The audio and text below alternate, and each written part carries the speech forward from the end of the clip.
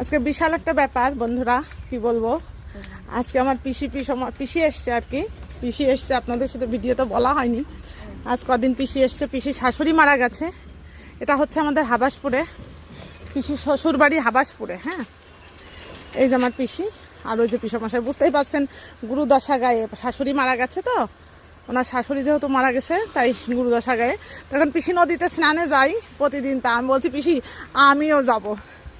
তাই এই যে আমাদের এই জামা কাপড়ের ভিতর ভরা আছে, এগুলো আমরা ওখানে চেঞ্জ করবো আর কি, কী করা যাবে পরিস্থিতি অনুযায়ী। তো আমার পিসমশাই ও যে আগে আগে যাচ্ছে, ওই যে পিসমশাই আগে আগে যাচ্ছে। তো নদীতে তো যাচ্ছি বন্ধুরা, কী হবে না ঠান্ডায় কী অবস্থা হবে জানি না, তাই না? আমি তো 8-10টা ডুব দিছি। বলো, বলছি ডুব দিলে ঠান্ডা কিছু থাকে না।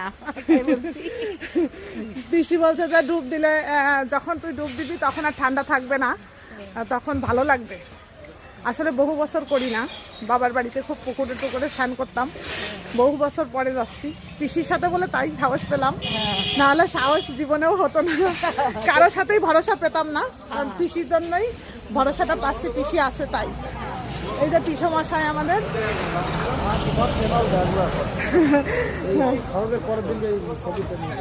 মেটে আলু খেতে খুব ভালো। এই যে আমার ইউপিতে তো সব জিনিস পাই না, এটা মেটে আলু বলছে, খরচের পরে কাজের পরে মেটে আলু বানাবা, মানে রান্না করতে বলতেছে। সবাই লাইক করে না, হ্যাঁ হ্যাঁ, অনেক বিকাশ করবে। কি যে হবে পিসমশাই ভগবানই জানে, কাজ তো করে যাচ্ছি।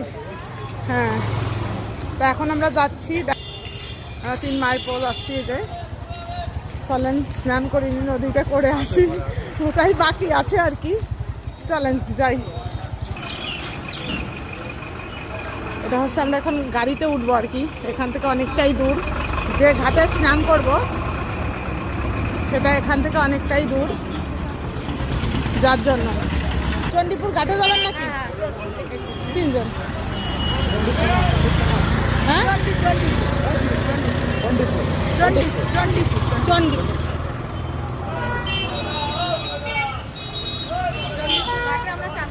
চণ্ডীপুর ঘাট, যে ঘাটে যাচ্ছি সেটার নাম চণ্ডীপুর ঘাট।